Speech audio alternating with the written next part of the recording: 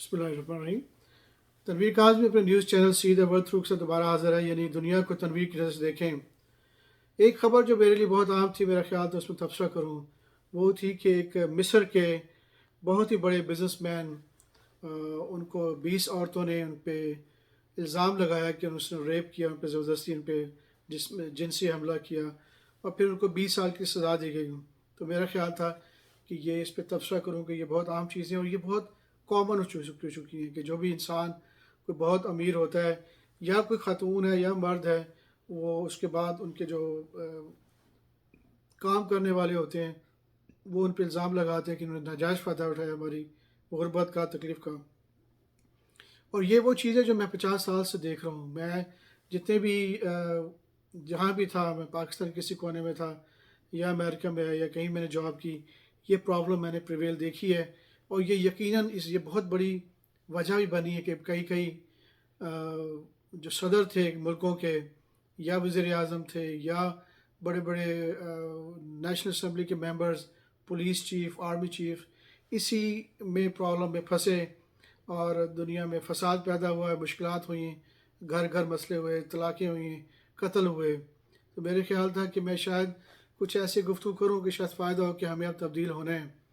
ये बहुत ज़रूरी है कि समझना कि एक इंसान जिसको कुदरत ने पूरी कायनात के लीडर के लिए मुंतखब किया आदम को और कहा कि सही तख्लीक हो कि उसकी सजदा किया जाए, वो इतना क्यों गिर जाता है?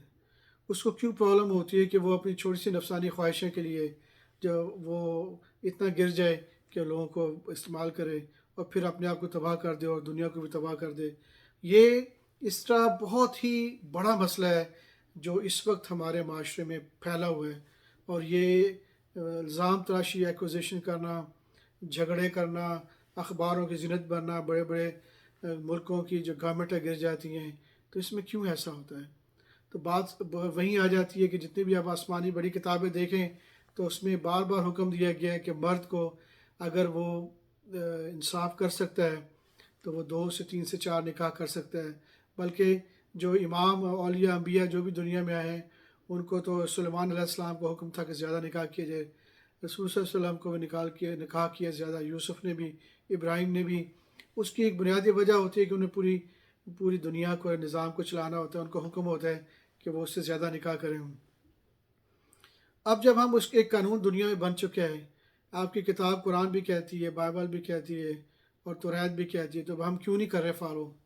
जब आपको आपको पता है एक तख्लीक है जो कायनात ने बनाई है, उसको हुक्म दिया जाता है कि ये चीज़ होनी चाहिए और अगर उसको रोकेंगे तो फिर क्या होगा?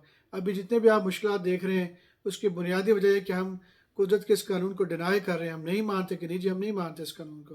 अब आप सोचें कि अगर मेरे घर में रेफ्रिजरेटर ना हो, मेरे घर में फ्रिजें ना हो, खाना नहीं हो, पानी ना हो, तो जो मेरी फैमिली है, बच्चे हैं, वो क्या करेंगे?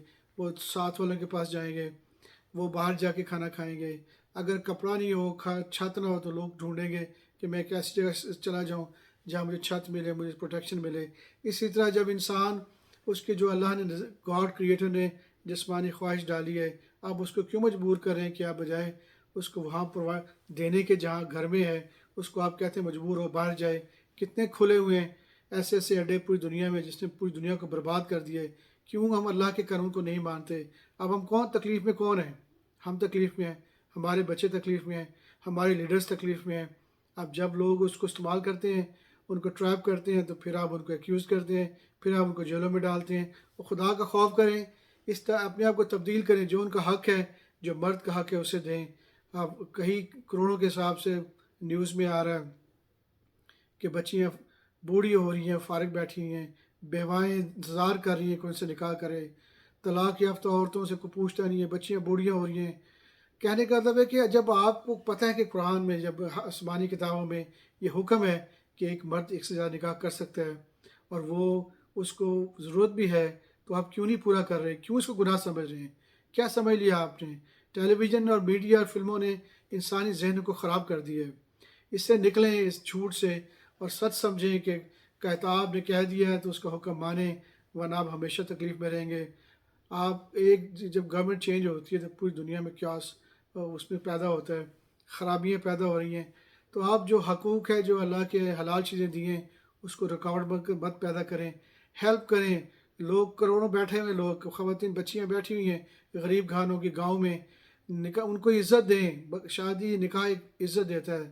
ان کو دیں لوگوں کو، بڑے بڑے جنرلوں کو اور پرائم منسٹروں کو اور پریزیڈنٹ کو، اور جو بھی کوئی نکاح کرنا چاہے ان کے لیے آسانیاں پیدا کریں. گورنمنٹ کو چاہیے کہ انسانیت پیدا کرے. جب یہ ہوگا تو پھر آپ کو لوگوں کو 20-20 سال کے جیلوں میں ڈالا نہیں پڑے گا. پھر 20-25 سال عورتیں باہر نہیں آئیں گی کہ ہمیں ظلم ہوئے ہیں. کیونکہ جب انسان کا گھر میں کھانا خوب پیٹ بھرا ہوگا تو کیوں باہر گھاس کھائے گا یا غلط کام کرے گا. تو ہم مجبور کر رہے ہیں. میں یہ نہیں کہہ رہا کہ سبھی خراب نہیں ہیں، لوگ ایسے ہیں جو اس کے باوجود گناہ کرتے ہیں. تو پھر اگر آپ کے پاس 4 گواہ ہیں تو آپ کو اللہ کہہ رہا ہے کہ اگر آپ کا نظام ٹھیک ہے، سب کچھ ٹھیک چل رہا ہے اور پھر بھی غلط ہے تو اس کو سزا دی جائے، تاکہ پھر اس کو بتایا جائے کہ تمہارے پاس موجود تھا ایک حلال طریقہ. ہم سپورٹ کرنے والے تھے، اسٹیٹ گورنمنٹ سپورٹ کر رہی تھی، پوری دنیا کے ادارے سپورٹ کر رہے تھے، اس کے باوجود تم نے غلط راستہ اختیار کیا. تو پھر آپ کو اجازت ہے. لیکن یہ خدا را اس چیز کو سوچیں. آپ اس چیز کو نہیں سوچ رہے اور دنیا بہت تکلیف میں ہے. اس وقت سب سے بڑا دنیا کا مسئلہ یہی ہے، جس کی وجہ سے گھر تباہ ہیں، بچے تباہ ہیں، فیملی خراب ہیں، لوگ دین چھوڑ چکے ہیں کیونکہ ان کے گھروں میں پرابلم ہے. آئیے اب ہم تبدیل ہوتے ہیں. آئیے اب ہم تبدیل ہوتے ہیں. Take care. اللہ حافظ.